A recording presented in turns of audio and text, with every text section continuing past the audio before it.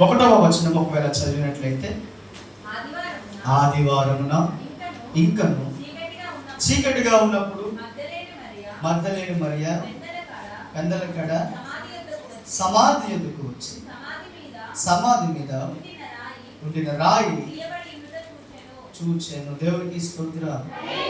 హల్లెలూయా, హల్లెలూయా. చిన్న ప్రార్థన చేసుకుందాము, వాక్యంలోకి వెళ్దాం. సర్వాధికారి బలాధిగా మీకు స్తోత్రములు. నీవిచ్చిన ఈ అవకాశమును బట్టి ప్రభువా మీకు కృతజ్ఞతాస్తుతులను చెల్లిస్తున్నాం.